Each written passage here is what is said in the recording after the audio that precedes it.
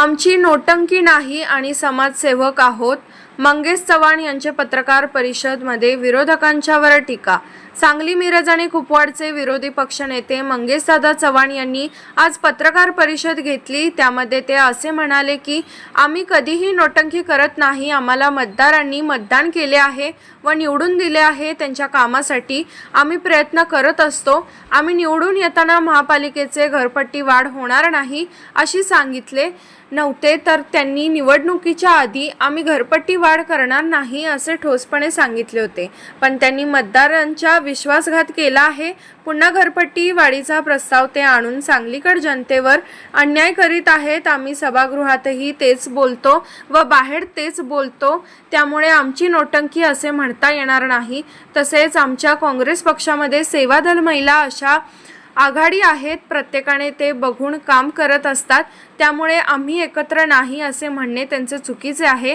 त्यांच्यामध्ये सध्या गटनिहाय वाद आहे. महापालिकेच्या गाळ्यांचा विक्रीला समर्थन दिले, कारण ते गाळे पूर्वी 57 लाखांमध्ये होणार होता, परंतु आम्ही कायद्याकडून 1,26,00,000 मध्ये वाढवून घेतला.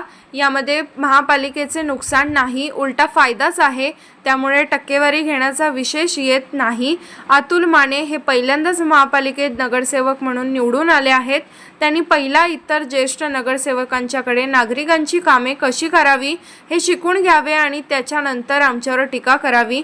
नगरसेवकांना नागरिकांची कामे कशी करावी हे माहीत असते, परंतु ठेकेदाराला ठेका कसा घ्यायचा हे माहीत असते.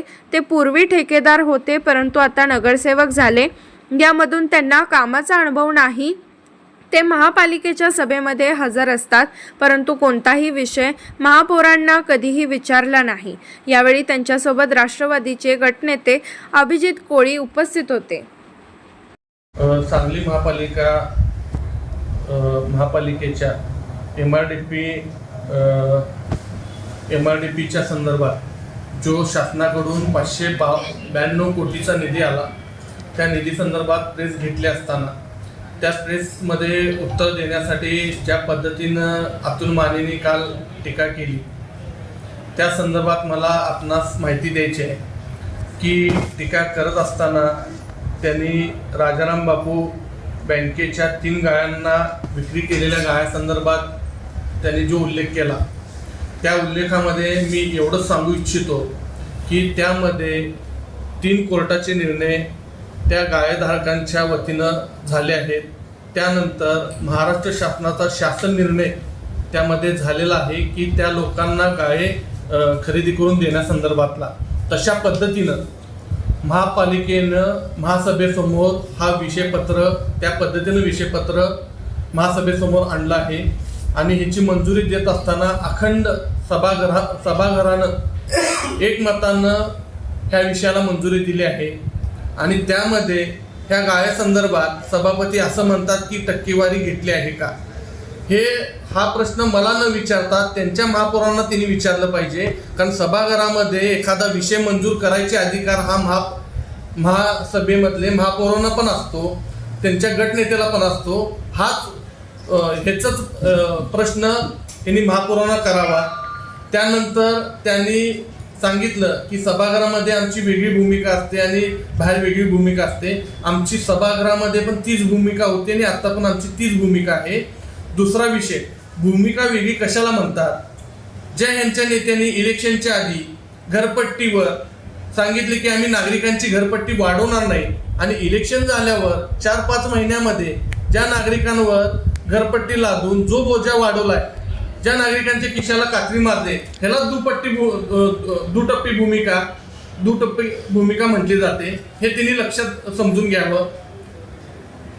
आणि आमच्यामध्ये कुठलेही गट नाही आहेत.